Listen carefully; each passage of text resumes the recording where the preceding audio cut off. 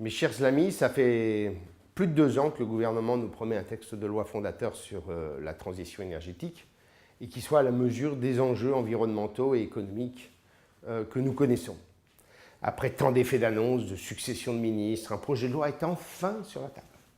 Et, mon Dieu, quelle déception. Le dernier ministre appelé à sauver les mômes ne fait hélas pas rentrer la France dans le XXIe siècle. Alors que notre pays a tous les atouts pour être le leader de la transition énergétique mondiale. Nous, les centristes, avons toujours compris l'importance de cette question. Nous sommes le parti de Jean-Louis Borloo, celui du Grenelle de l'environnement, le parti de la dynamique des territoires. Le projet, mes chers amis, sur la transition énergétique proposé par Ségolène Royal ne respecte pas, ou trop peu, les 3 principes fondamentaux que nous portons et qui permettraient à la France de prendre le train de la révolution énergétique.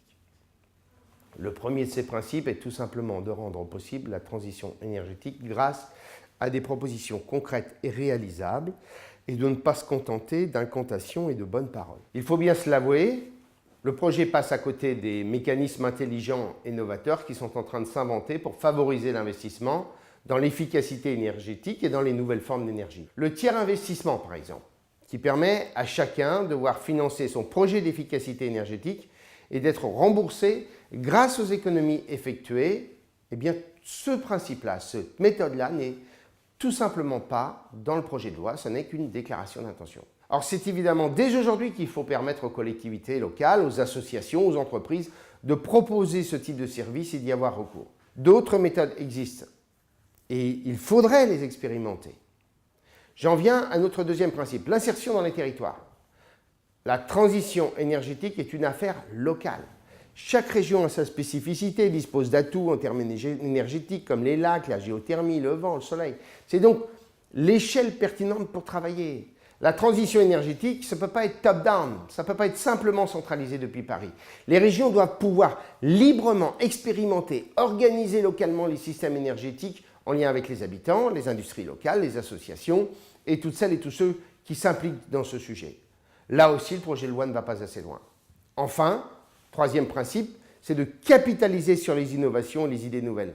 En l'occurrence, nous sommes à un moment historique de l'humanité, celui de la révolution numérique. Et cette révolution apporte de nouvelles technologies qui permettent de fonctionner et de coordonner les voitures électriques, les éoliennes, les panneaux solaires. On les appelle Internet des objets, usines numériques, réseaux électriques intelligents, gestion active de l'énergie, ce qu'on appelle les smart grids généralement. Leur potentiel en termes d'économie, de lutte contre le réchauffement climatique est tout simplement colossal, comme en termes de création d'emplois. Et la bonne nouvelle est que notre pays a donné naissance à des leaders mondiaux dans ce domaine, qu'il s'agisse de start-up ou de multinationales. De mes multiples échanges avec des industriels et des entrepreneurs, comme il y a encore 8 jours, une huitaine de jours, chez Socomec à Strasbourg, j'ai compris que le potentiel français dans ce secteur est immense en termes de croissance, d'exportation et donc d'emploi. Ils sont peut-être sûrement même les Microsoft et les Google pour le secteur de l'énergie. Ils sont malheureusement largement oubliés dans les choix stratégiques du gouvernement. Au printemps dernier, j'ai déposé une proposition de loi relative à l'efficacité énergétique à laquelle de nombreux députés UDI se sont associés, afin de répondre à ces 3 principes, par la mobilisation de puissants leviers d'action, capables de créer une véritable dynamique nationale au profit de l'environnement, de l'emploi et de la compétitivité. Il faut un levier financier et fiscal, grâce notamment à la mise en œuvre effective du tiers-financement, la création d'un fonds souverain dédié à la transition énergétique, levier juridique, en levant les freins et les verrous réglementaires à l'innovation, et enfin levier territorial, en conférant aux régions un véritable droit à l'expérimentation afin de leur permettre de décider de la gouvernance énergétique de leur territoire. Je vous invite à le consulter sur le site de l'Assemblée nationale.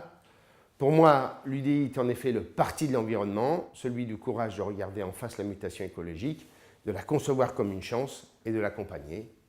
Nous l'avons prouvé dans le passé avec Jean-Louis et nous continuerons à le montrer pour l'avenir car la transition énergétique pour réussir doit être réalisée avec sérieux, s'ancrer dans les territoires, avec un esprit réel d'innovation. Je vous remercie.